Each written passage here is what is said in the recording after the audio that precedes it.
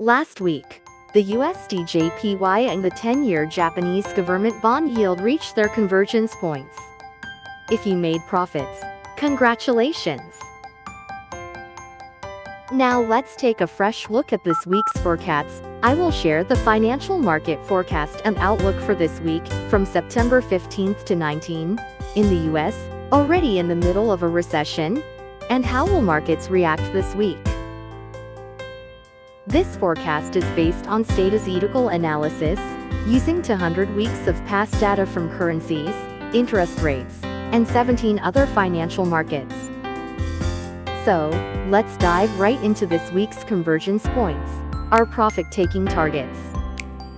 Dollar-yen is 146.98 yen, Euro-yen is 172.08 yen, Australian dollar-yen is 96.79 yen. The Nikkei to 25 is 42,392 yen. The Dow Jones is $45,008. The 10-year JGB yield is 1.59%. Gold is $3,468. According to estimates released by the U.S. Bureau of Labor Statistics, employment for the year ending March 2025 will be revised downward by 911,000 jobs. The final numbers will be published in February 2026. Under the Biden administration, even thought the economy has actually been in recession, stock markets have continued to climb.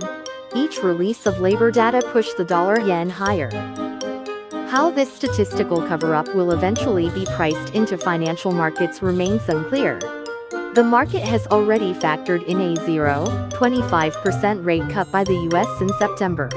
However, the Trump administration is demanding an emergency rate cut of more than 0.5%. Meanwhile, when it comes to the Bank of Japan, no leaks suggesting a rate cut have appeared. That makes it very likely rates will stay unchanged in September, leaving the dollar-yen in a state of stalemate. As for the 90 trillion yen investment tied to US-Japan tariff negotiations, Finance Minister Akazawa has clearly stated that it will be funded from profits in Japan's foreign exchange fund special account. This means the investment will not be a driver of yen weakness. Some analysts suggest that as part of the tariff deal, Japan may have agreed to a future rate hike. But typically, before any BOJ policy change, there are leaks. So this week, the market may react sharply to any related news.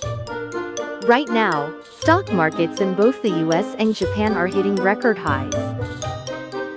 Despite errors in labor statistics, there are optimistic views that the recession under the Biden administration has ended, and the economy is on the rise.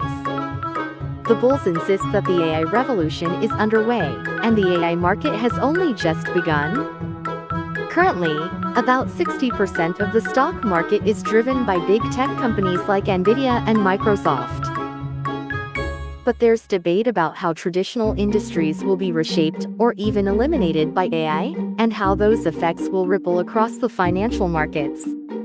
At the same time, raising rates during a recession can distort both politics and the economy. We need to pay attention to what kind of price the future financial markets will pay, or whether they can avoid being affected. History has examples. Greece's accounting fraud once sent bond yields soaring to 30%. The issue with the recent US labor statistics is different from Greece, but it has a significant impact on the global market. Attention is focused on whether the FOMC will implement an emergency rate cut of 0.5% in September.